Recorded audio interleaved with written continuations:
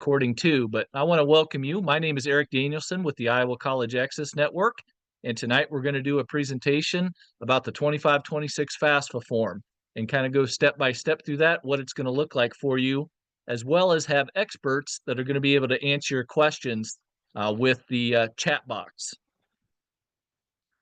Now, one of the things I want to first say is we want to thank our FAFSA Step-by-Step partners, the Iowa Department of Education Bureau of Iowa College Aid, as well as the Iowa Association of Student Financial Aid Administrators.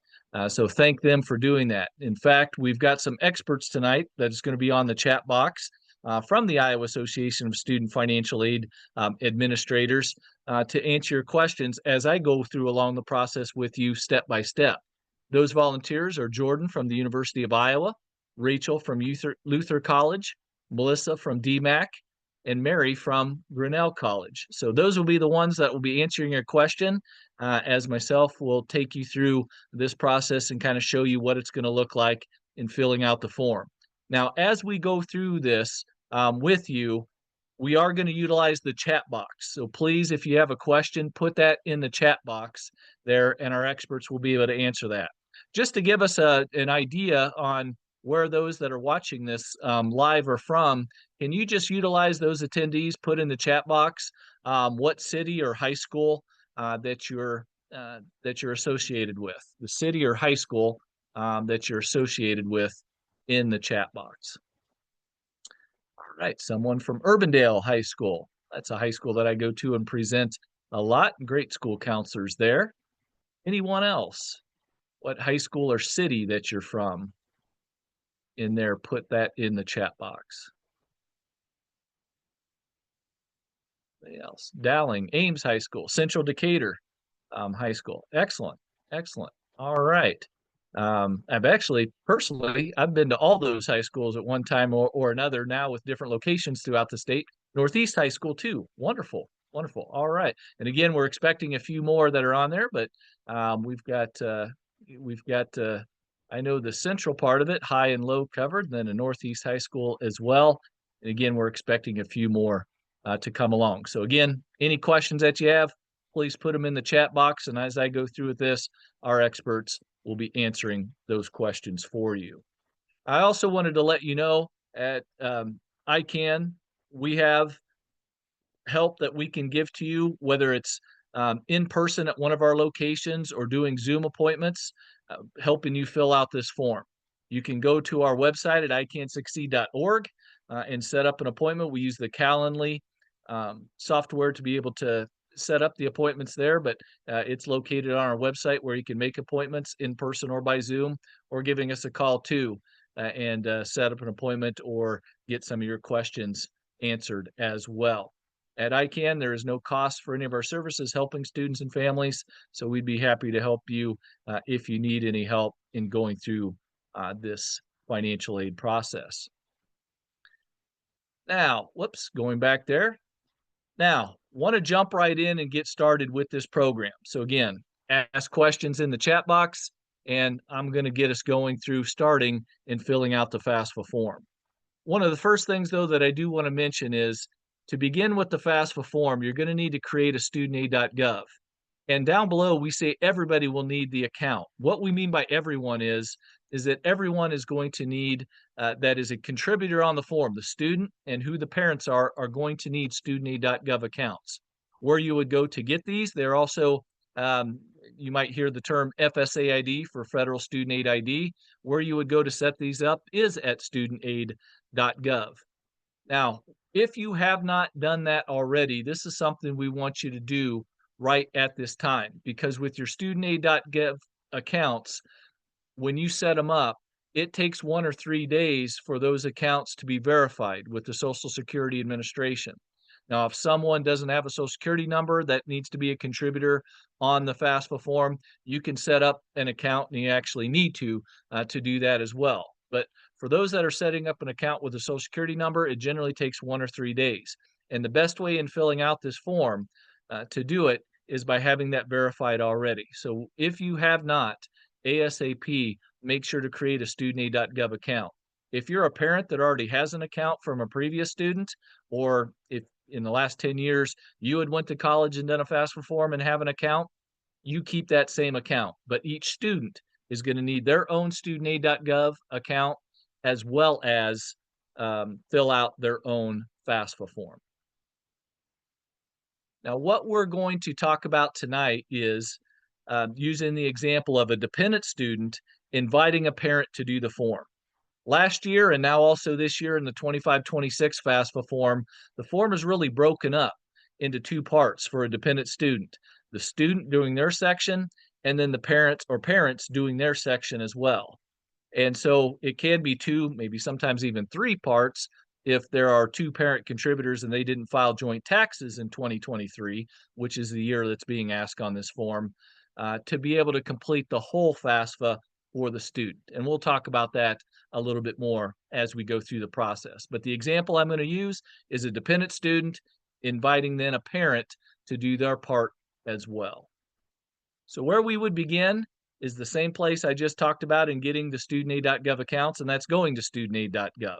When you go to studentaid.gov and you come to the opening page, you can either start a new form or edit an existing form. Most of you are going to be starting a new form for the first time there on 25-26, and you're going to click on that. Now, most of you would have already logged into the account, but if you click on that and haven't yet, then you would need to log in with the username and password.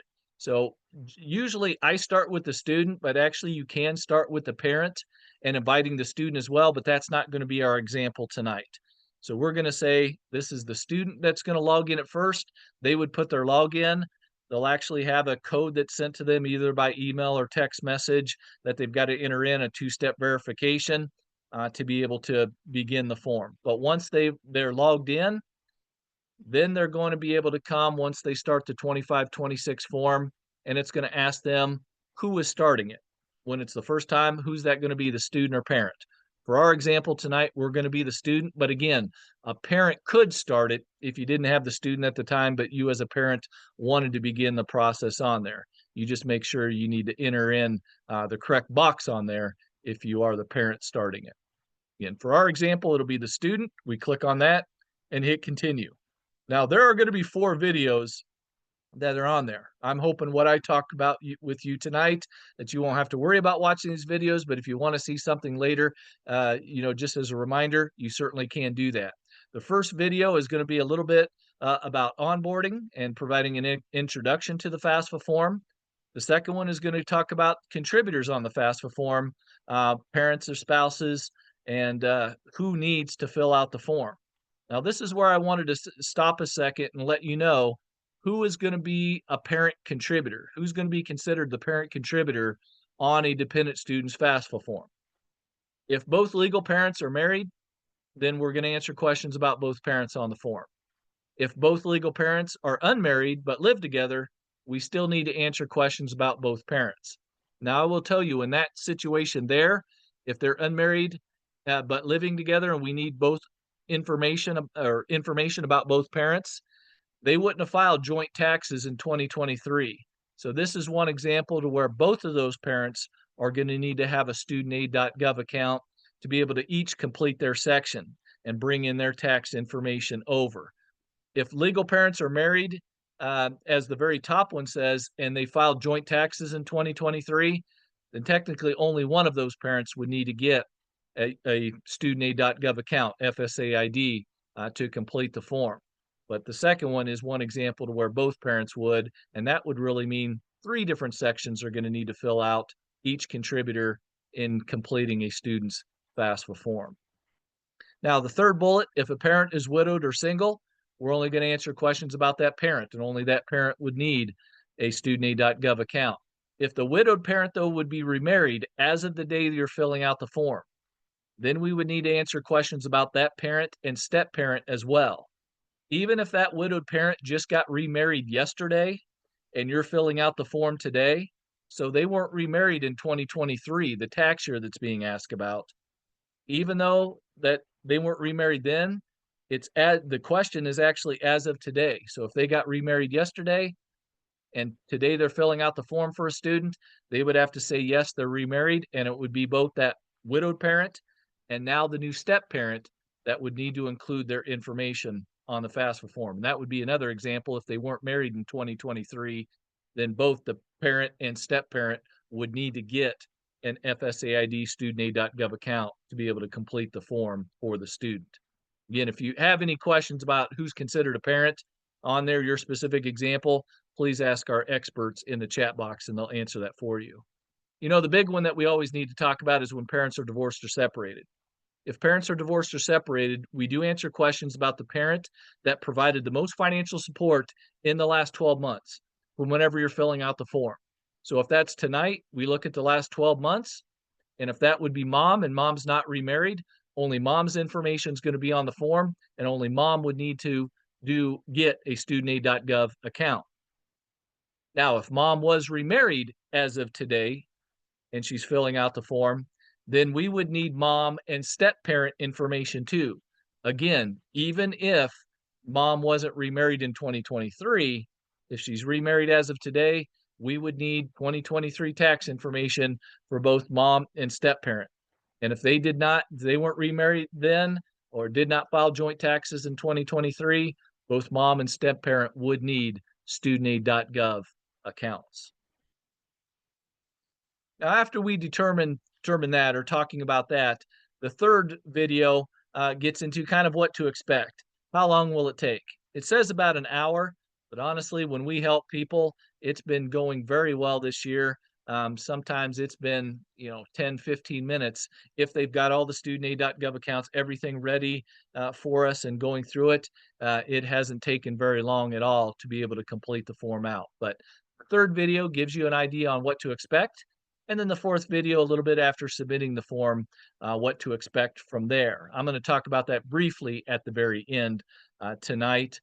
Main thing will be making sure the college or colleges that you listed on the FAFSA form, that you watch for any emails, any kind of correspondence from them in case they need a little bit of extra information from you.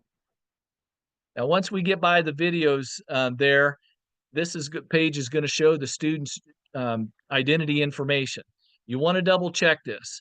If you need to correct anything on there, you actually have to go back to the dashboard of the student's account, and in their account settings in the top right-hand corner, and then change any of this information, including a mailing address. But if everything looks correct on here, we hit continue. And we're moving on to a question about the student state of legal residence. Now, most of our students, their state of legal residence is going to be here in Iowa, so you would put that down. And then the question is the date the student became a legal resident of Iowa. Now, if a student was born here in Iowa, you would just put their month and year that they were born.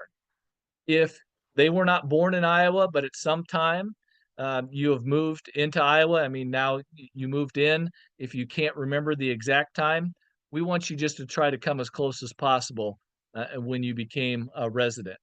I don't want to say that we want to come as close as possible, but this isn't anything that has to be as exact, quite honestly, as a date of birth, social security number, name on a social security card. So we just want to try to come as close as possible to when you did become a resident of Iowa. But again, whether student or even parent, if you were born here in Iowa and have been here all your life, put the month and year that you were born for this question.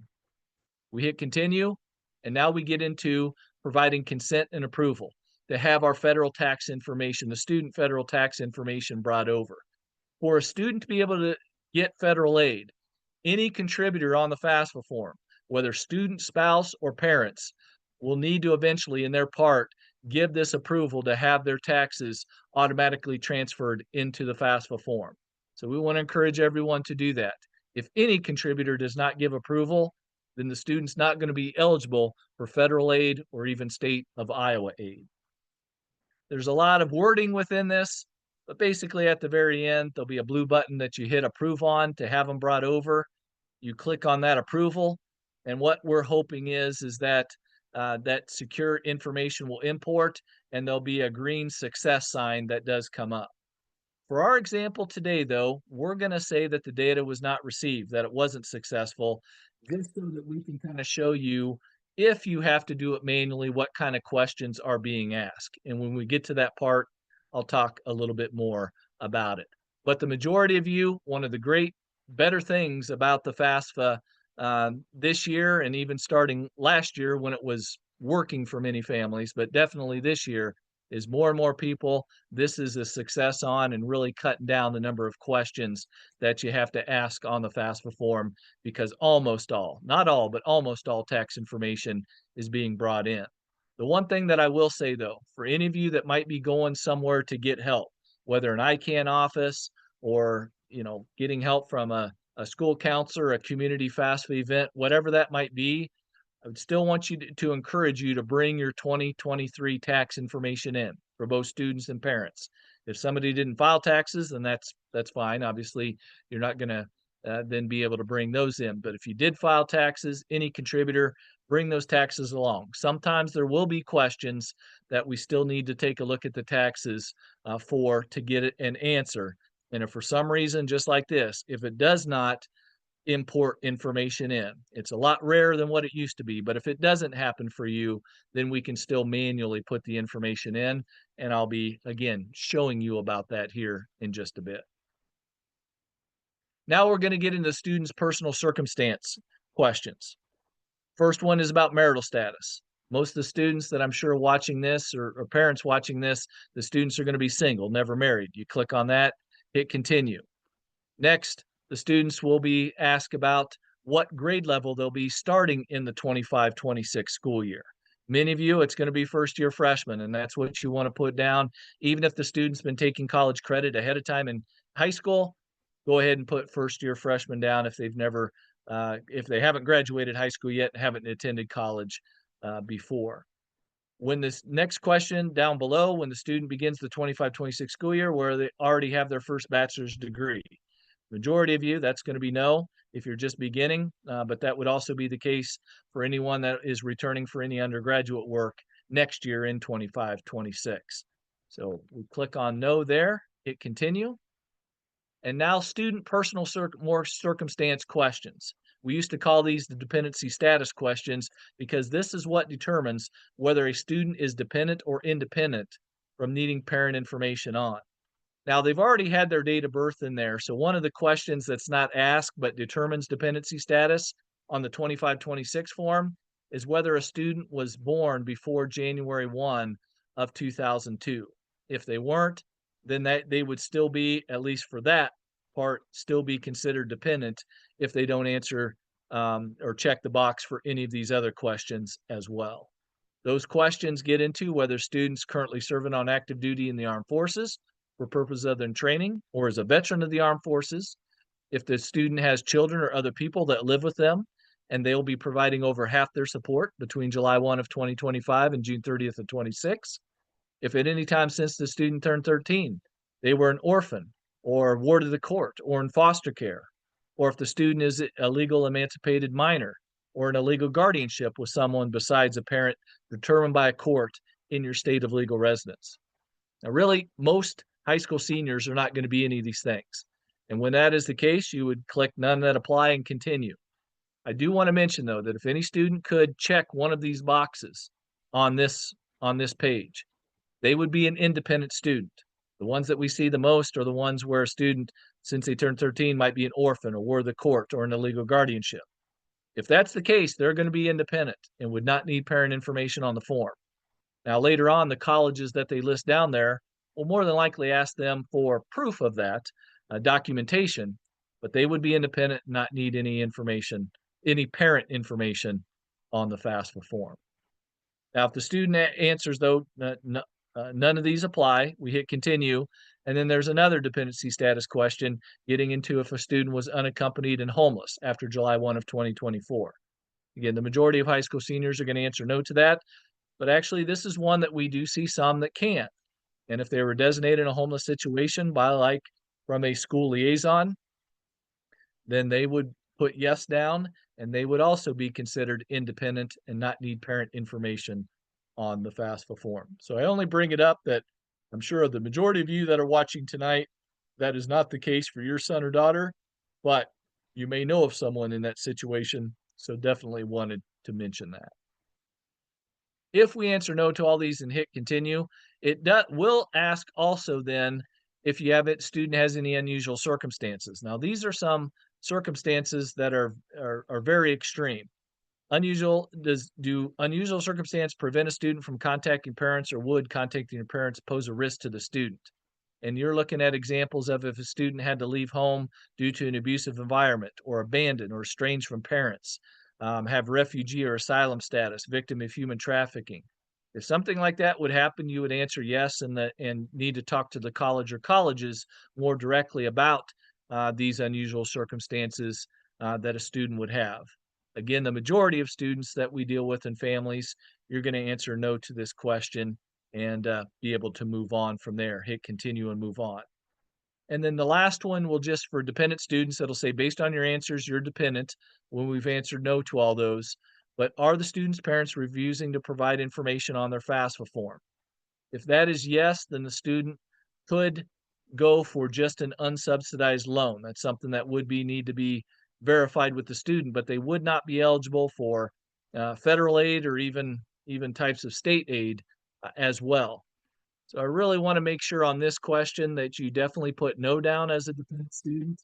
And parents, my encouragement to you is, if a student is dependent, please provide the information. The parent that needs to fill it out, please provide the information. It only hurts the student if you don't. And just not providing and saying you're not going to provide information is not the unusual circumstances we were talking about in the very beginning. And it really does limit the student in being able to um, get any federal or state of Iowa aid. The one other thing I also want to mention is, because it's a common misconception, is that whether or not a student was claimed on the 2023 taxes by the parents has no bearing on whether or not they're independent or dependent student. If they answer no to all these questions that we just went through, their personal circumstances, then they would still be dependent whether or not you claimed them on your income taxes or not. Now, once we hit continue from here, it asks about telling us about your parents. Are your parents married to each other? If that would be no, then it would ask, do they live together? If that's no, then it's going to ask, does one provide more support than the other in the last 12 months? You put yes on there, and then it's going to ask, are they remarried? And you answer that question, whatever it's going to be. In our situation tonight, our example, we're going to say that the parents are married to each other. Yes, and then hit continue. And now what we get into is inviting the parents to complete their part on a student's FAFSA form. In a two-parent household, it is going to ask questions about both parents. And I'll be honest, it's a little bit different looking than what they'd sent out originally with the slides, but very similar to this, or they'll pop open very similar to this. It's going to ask about the parent here, the first parent, first name, last name, date of birth, and social security number. Make sure whatever you're putting there is correct, but also is exact as it is on their FSAID account, their studentaid.gov account. Because if somebody puts just Mark down here, Mark Price, but Mark had actually, his name is Marcus, and when he got his FSAID, he put Marcus down for his first name.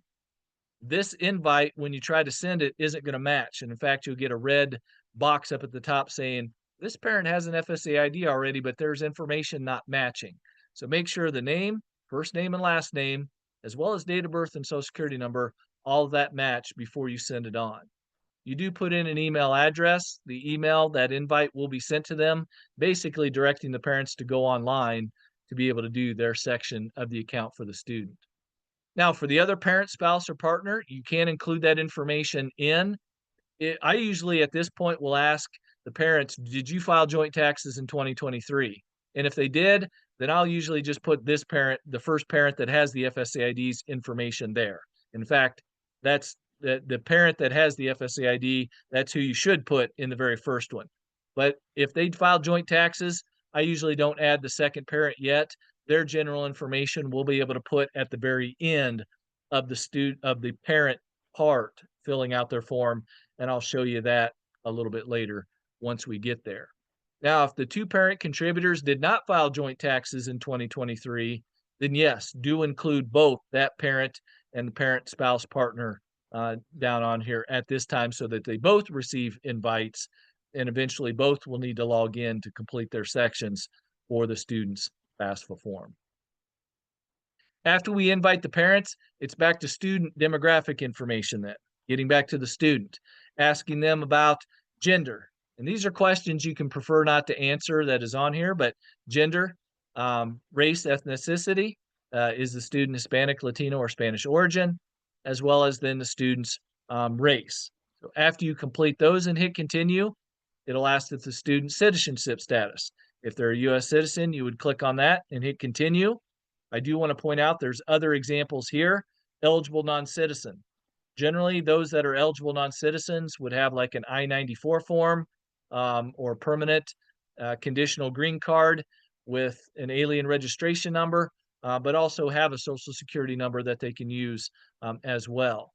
Anybody that is here on, it's like a student visa, visitor visa, or with the DACA program as example, or Social Security for work purposes only, those students are generally going to be considered neither U.S. citizens or eligible non-citizens.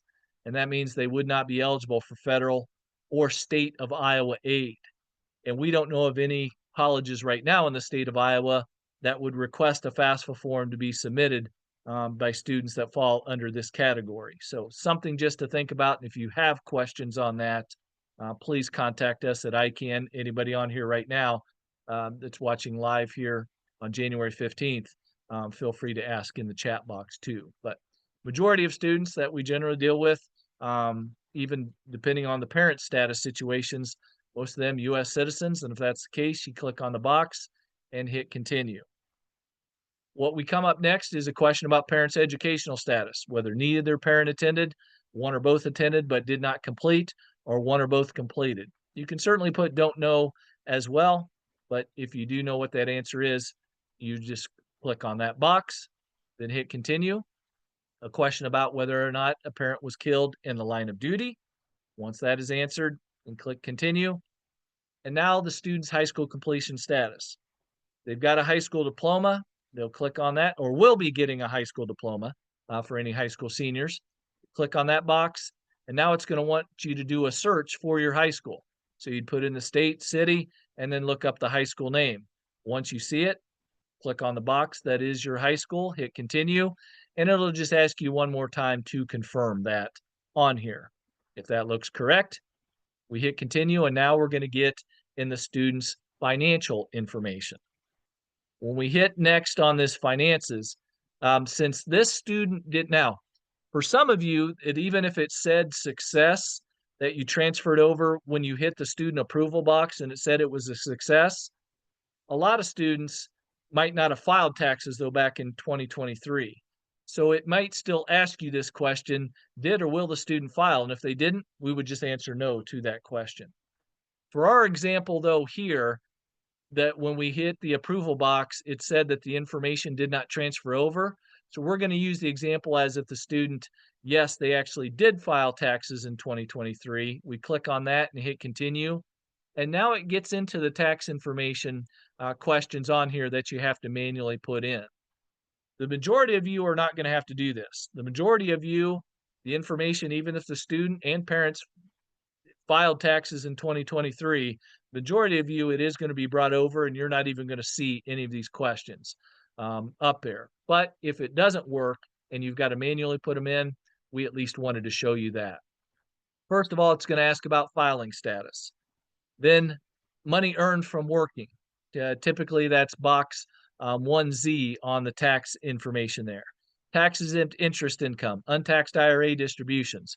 Most students are not going to have any of that, but it gives you the line number right off the federal taxes where you do get that information from. Untaxed portion of pensions, adjusted gross income, which is line 11 on your federal 2023 taxes. Income tax paid, line 24 of your federal taxes. IRA deductions, education credits, amount of college grants or scholarships or AmeriCorps benefits reported to the IRS, and foreign earned income exclusion. Almost all students, they're going to be zero on those two bottom questions. But I do want to point out that these two bottom questions, Even if your taxes are brought over electronically, the majority of you, again, that is going to be the case. Even if that works, these two questions, if you filed taxes in 2023, will still be asked. Um, the amount of college grants or scholarships reported to the IRS, generally that's for students that get free ride but earn extra money above and beyond the cost of attendance of the college. So we don't see that a whole lot, but it can occasionally happen. And then the foreign earned income exclusion, I don't think I've seen that yet for any student or parent the last couple of years that I filled out a FAFSA form for, but obviously double check just to make sure. Once we hit continue on there, now we're going to get into the student's asset questions. 3 questions, all as of the day you're filling out the form, what they have first for cash savings and checking, current total. Second question, net worth of investments. Not retirement of the home that you live in when this is asked, but current investments. And these, again, are the student questions. And then current net worth of business or investment farm. A lot of times the students are only going to have the checking and savings, but occasionally we do have some students that have CDs or bonds given to them by parents, grandparents, and if they do have any of that, you would need to list that under the investments as well. Once you've answered these questions, we hit continue. Then we're going to get into what colleges that the students want the information sent to. And I will tell you the assets, I'm going to go a little bit more in depth when we get to the parent side because they usually apply more to the parents. Before selecting the colleges, when we hit continue, you'll be able to look up the college by the school code if you have it, or by the college name, state, city, school name on there, and include them on the form. When you do a search, it'll give you some different colleges and you select the ones that you add based on that search. Up to 20 colleges is what can be listed on the FAFSA form for a student. Now, if they have just one, you only have to include one if they know where they're going, but up to 20 is what can be listed. So we want to encourage students that even if there's a 1% chance at a college, if there is a chance, there's no harm in go ahead and listing that school down on the form. Once you've done the searching and looking at all the colleges that you included that you want on there and hit continue, it will show you the list just to double check. If there's one on the list that you forgot to do or forgot to click on adding it, you will be able to do the search and select more schools on here to add them on later. Once a FAFSA has been submitted, you will not be able to add any schools until after the FAFSA is processed. That usually takes about a week for it to process. So not a long time before you can add schools, which was different last year when they weren't processing any FAFSAs till starting the middle of March. But for this year, everything's been going well. So if a school is forgot to be added after you submit it, or if another one comes into play after you initially submitted the FAFSA form, once it's processed, you're able as a student to go back in and add schools to get the results if you would like to, up to the 20 that can be listed on the form. After you've listed all the colleges, though, that you want to get the results, now it comes down to you're going to just verify all the information in the sections. You can click on the drop-down arrow, look at the identifiers, personal circumstance, demographics, financials, colleges one more time. And if everything looks good on there, then we're going to go ahead and hit continue. And now the student's going to sign the form, just confirming that they understand the terms and that everything is most accurate to the best of their ability. Once they do that, once everything looks good, they'll click on the box, I, the student's name, agree to the terms outlined above, click on the sign, and the student section is going to say that it is completed. Now, since we started with the student, it doesn't say sign and submit yet. The very last contributor that needs to be on a student's FAFSA form, theirs will say sign and submit. And you're going to see that here in just a bit. So now that the student information is complete, there will be some information. They'll get an email with the confirmation page too. Actions needed. The contributor gets the invite. They're still going to need to fill out the form since we started with the student too, but it gives you a little bit of more information within that confirmation page that is emailed to the student or pops up right away here when you've submitted it on your computer. After the student does that, I know usually what we do in our offices is we just sign out of the student's account and then log in with the parent account on the form to do their part. The other thing that a parent can do is you are going to get this email when you got the invite. So this is an example of that, and it does have a blue link that is on there as far as getting started to complete the parent part of the student's form. If you click on that, it's really going to take you to studentaid.gov to log in with your federal student aid ID, studentaid.gov account. Log in, you'll be two-step verified to log in. And then eventually what you need to come to, what you'll come to is to the dashboard, and there's going to be an activity on there. You click on the box that says my activity, and this is going to show up that's stating your student wants your help on the form. As a parent, you would accept, click on that invitation there. Click one more time. By accepting this invitation, you agree to share your information. Hit continue. And now we're going to do the FAFSA form with the parent information in here. It starts off with the same onboarding videos on here too that you can do, talking about contributors, what to expect, and after submitting the form, more information as well. But just like it did with the student, the first thing that it's going to do is show the parent identity information, just double checking that to make sure that all that information looks correct, including the address. If anything needs to be updated on this page, you need to go to the account settings on studentaid.gov to change that, including an address. If everything looks good though, we'll hit continue. And now as parents, you're going to give consent and approval to have your taxes directly transferred over from the IRS. So you will hit that approval box on there. And as a reminder, every contributor that's on the form is going to need to give that approval for a student to be eligible for federal and state of Iowa aid. Just like with the student, hopefully it's going to securely import over. We're going to again use the example that it didn't, but the majority of you, that is going to be the case, and it's going to show us success and a green box instead that it did transfer over. But for our example here, it's going to say it didn't, and we'll show one more time just the questions that will be asked if you have to manually put in the information. Once we hit continue, the next thing is going to be parent demographics, asking about their marital status. State of legal residence. So we use the state of legal residence of the parent that we're in with the FSA ID. If only one parent out of two has to have one, put down the state of legal residence of the one that you're using the FSA ID for in completing this parent portion of the student's FAFSA form. So putting in Iowa and then the month and year. Again, as a parent, if you've been here your whole life, that's going to be the month and year that you were born. Next, we're going to get into the finances of the parents.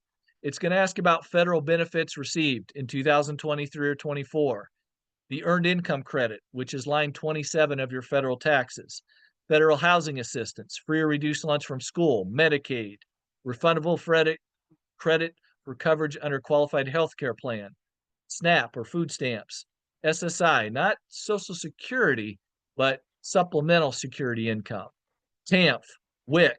If none of these apply, you click on that and hit continue.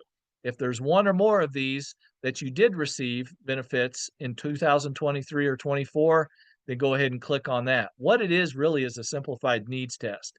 And if you click on any of these federal benefits that you received, later on it won't ask you about any asset questions on the form. For our example here, though, we're going to say none of these apply and then hit continue. And now it's going to ask if you did file in 2023. Now, if your tax or IRS data retrieval does work and it's transferred over for you, it's a success, you won't get asked this question. You will still get asked if you filed joint taxes with your current spouse. But if the IRS direct data retrieval works, then you won't be asked this question if you did or will file 23 taxes. Once these questions are answered, we hit continue. Next, it'll ask about the family size. Now, one question that we don't have on here since it wasn't a success for our example, but if the data retrieval is a success, this question will be asked differently. It'll ask you if the number of exemptions that you claimed is the same as, or I should say, is the number in your family size different than the number of individuals you claimed on your taxes for 2023. If you're a family of 4 and you claimed all 4 on 23 taxes, you would put no down and move on. If it is different, maybe there's split families and where you claim and everything, it is different. You actually have 5, but only claim 4 in 2023, you would put yes down. And then it's gonna ask you how many other dependent children are in the household in there. You put that number down, and for this example you see here, we got the student, the parent spouse, so that's 3. By adding another child, now the family size is 4. Once you answer that question or move on, then it's gonna ask the number in college out of that 4, not including parents, though. So if that's just 1, you would put 1 down. If any of you are gonna have 2 students going at the same time next year in college, you would put 2 down for this question. There is no longer a break on that in the calculation to determine how much as a family you can contribute to the college, but they are still asking this question right now. Once we answer that and hit continue, now we get into the parent tax information. If it doesn't transfer over. Now again, the amount of college grants or scholarships, foreign earned income exclusion on the very last part on this is going to be asked even if your taxes are transferred over. One other thing I do want to mention, even if your taxes are transferred over, if any of you had an IRA distribution or um, a pension distribution in 2023. It might have been a rollover. Even if your taxes are brought over, they will ask that question and ask if any of that it was a rollover. So I guess what I want to point out, let's say you changed jobs in 2023 as a parent, and you did have a rollover for an IRA to a new job. What that looks like on your 23 taxes, it's going to be marked as, let's say, $100,000 you had rolled over. But on the FAFSA form, if we don't list that when it asks, was any of your IRA distribution a rollover, it's going to look like 100,000 of untaxed income. How would we know this unless we can actually see your 23 taxes if you get asked that question? We wouldn't be able to.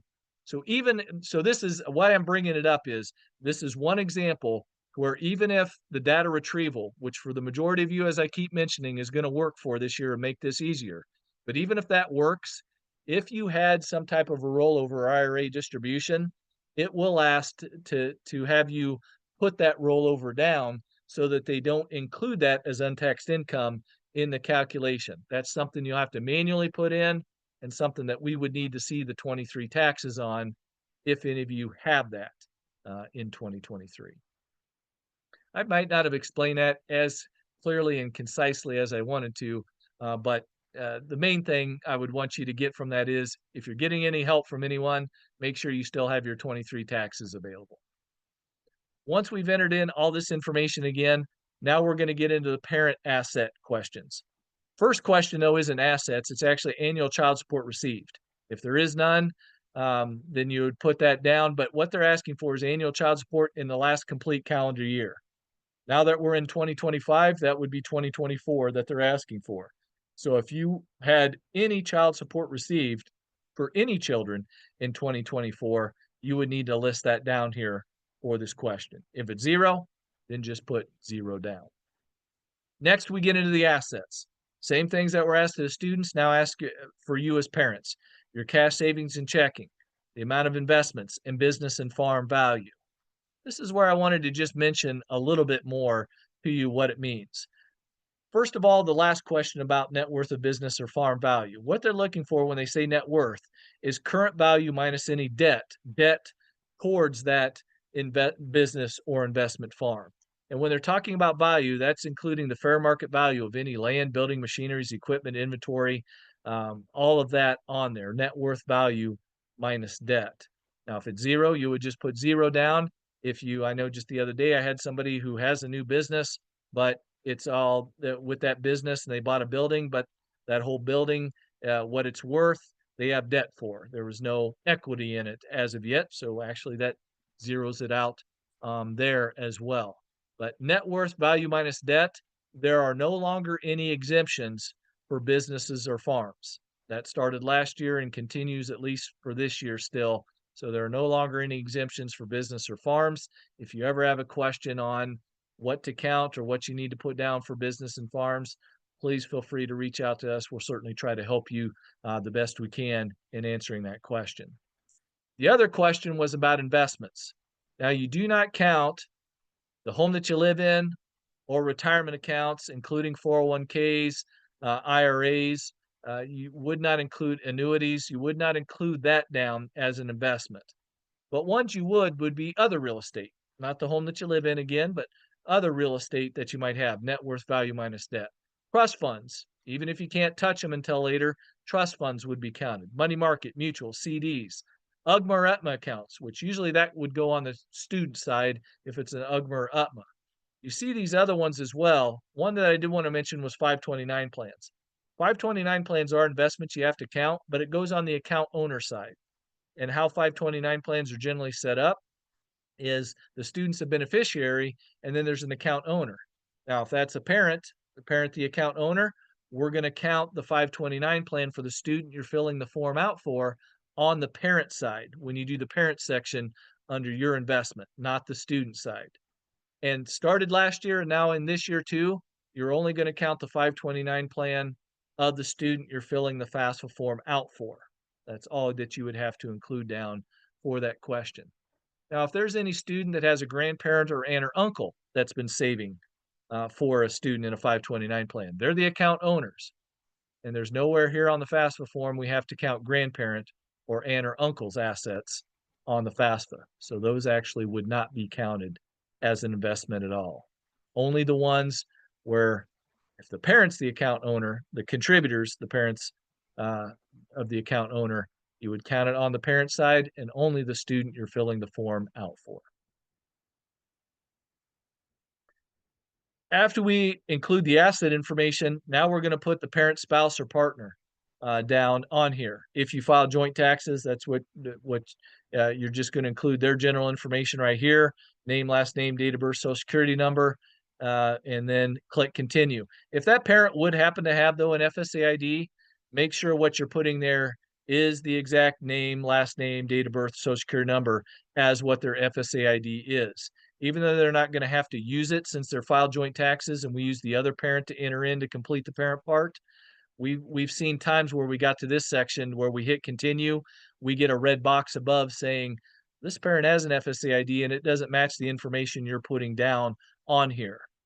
A lot of times we have to log in with this parent's account to see what we put down, and if they've had a different last name or a mistaken date of birth, which we've seen as well, then this right here needs to match what is in the parent FSA ID, what they have for their name, last name, date of birth. After that's included, we hit continue. And now it's the summary that you can look over and double check the parents' identifiers, demographics, and financial information. You can open the box to double check that. If everything looks good and hit continue, parent's going to be able now to sign and submit the form, just verifying that it's accurate information on there and they filed the tax forms that they were required to file in 2023. Click on that box. Now it says sign and submit. Since the student already did theirs, this is the last contributor to be able to actually submit the form and get it done. So once we submit that form and get it in, all the contributors are in, you're actually going to see a congratulations with the student's name saying their FAFSA is complete. At the same time, the student will get a confirmation page emailed to them. This confirmation page emailed to them with a little more information that is in there. Nothing that they have to do with it, but just something to keep a hold of, stating that they do have their FAFSA completed.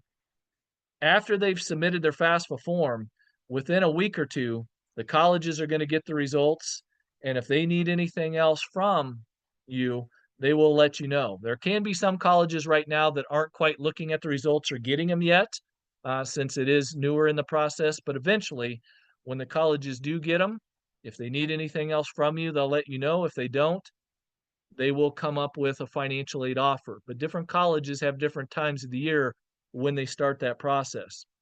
I know we've heard about a few private schools that have been getting out some financial aid offers even as of right now. Since we've had a delay, I think a lot of our regent institutions here, Iowa State and UNI, may not be till the middle of March or later as of right now, when they get their financial aid offers out.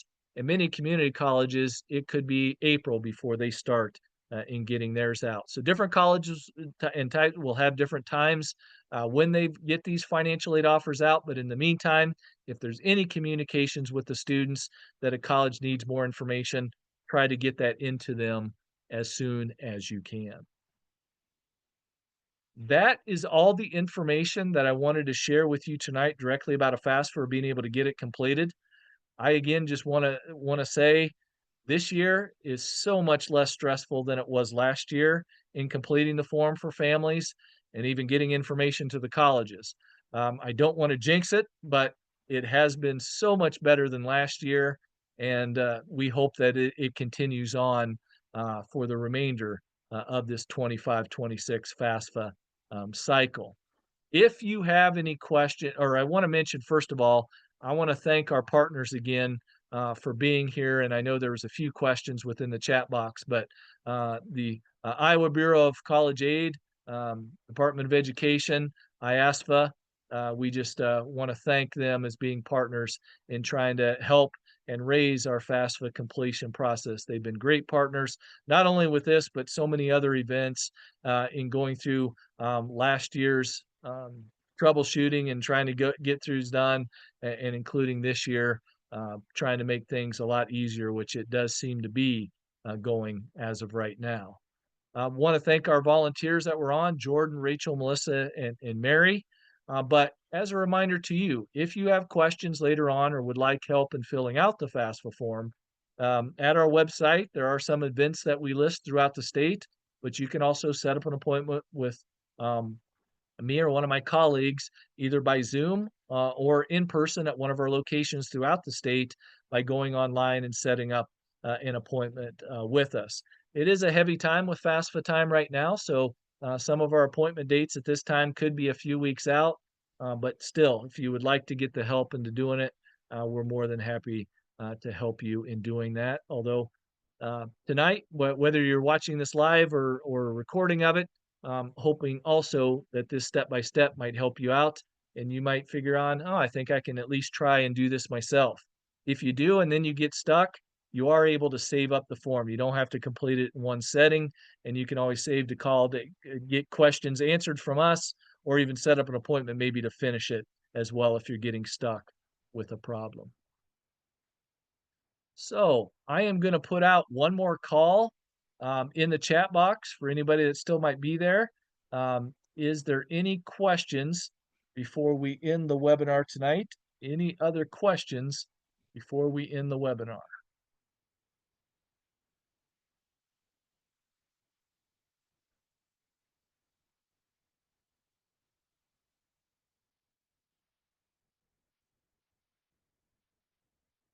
All right.